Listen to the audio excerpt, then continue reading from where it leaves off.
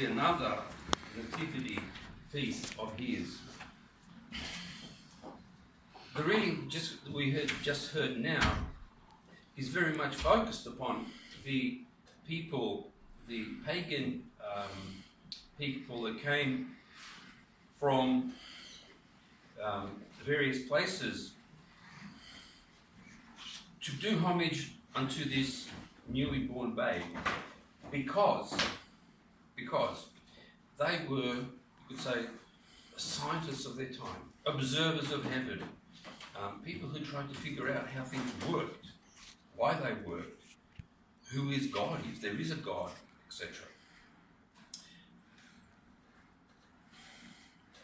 The star which appeared, St. John Chrysostom quite clearly says, and I've said this to you in other feast days of Nativity, was an angel of the Lord.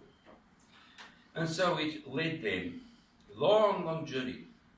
The Holy Fathers say that it appeared at the time of the Annunciation.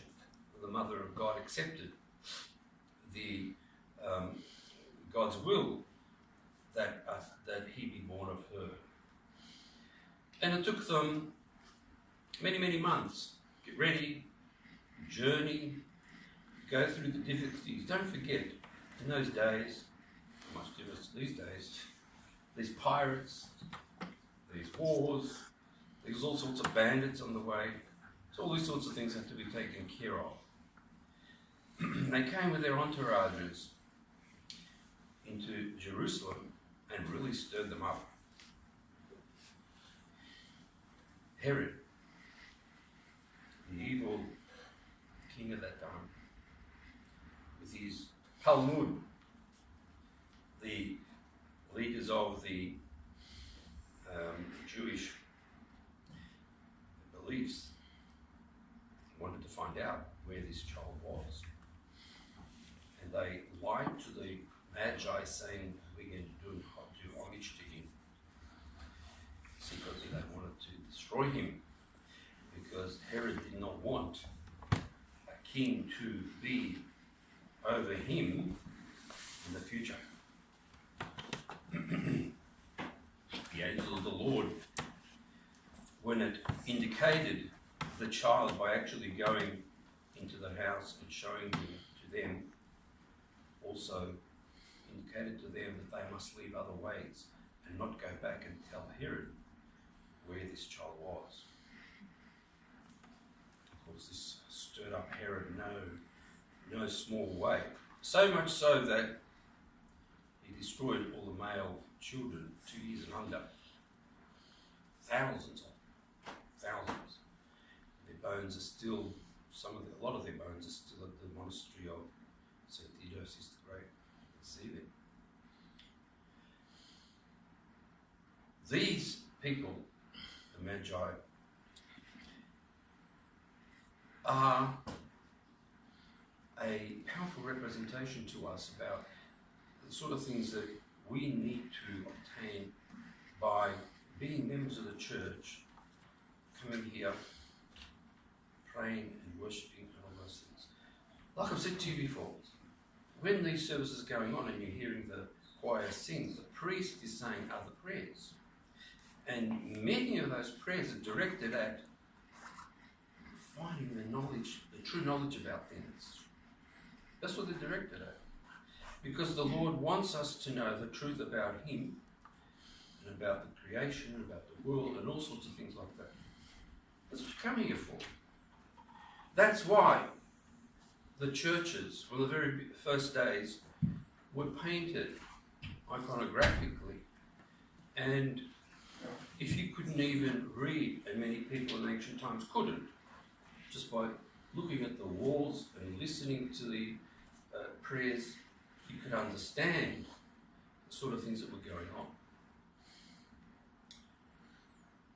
So this idea of obtaining true knowledge is probably more important today than ever, because, as you all know, there has been a selection of silly pagan ideas which have been made worldwide as the ones that are the correct ones to accept about scientific knowledge, whether it's in physics or chemistry or biology or whatever, geology, we are supposed to accept a certain set of ideas, even though none of them can be proved. Well, they can't be proved. And many people have looked into it, and there is no proof for it. When you go back and you look at how they developed these ideas, you end up at a, sort of just disappears, the first one. So how can you from nothing make up an idea other than it being an opinion? Which St. Theophan the Recluse said is the lowest form of human knowledge. Lowest form.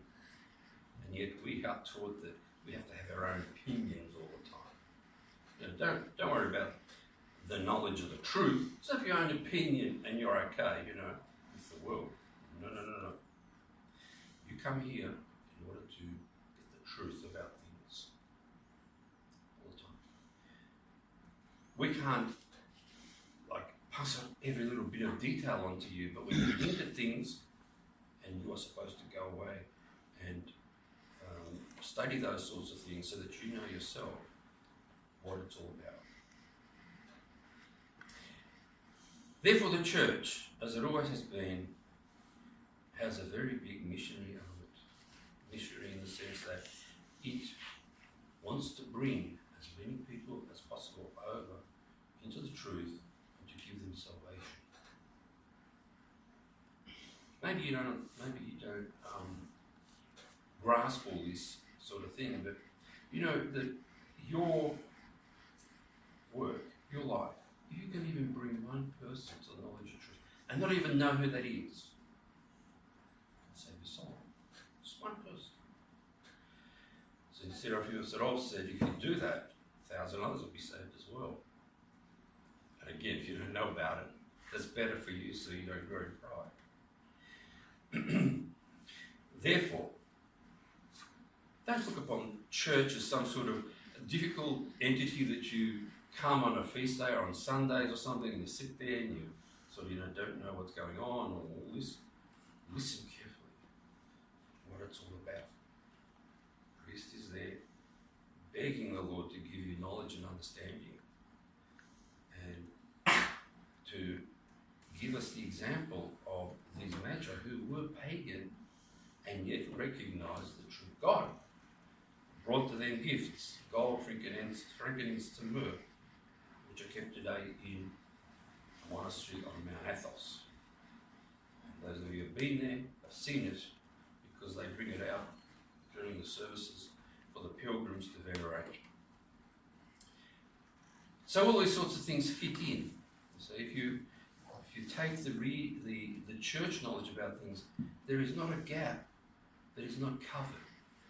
And if there is a gap, find out about it. And then you get the whole picture, spectrum which is fully covered in the life of the world and the understanding about Christ, the church, salvation, and your own life.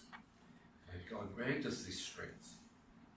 May He grant it to us, because it's getting more and more difficult to find. And I'm sure that if it's only a short period away when they're going to start burning the books that give you this true knowledge.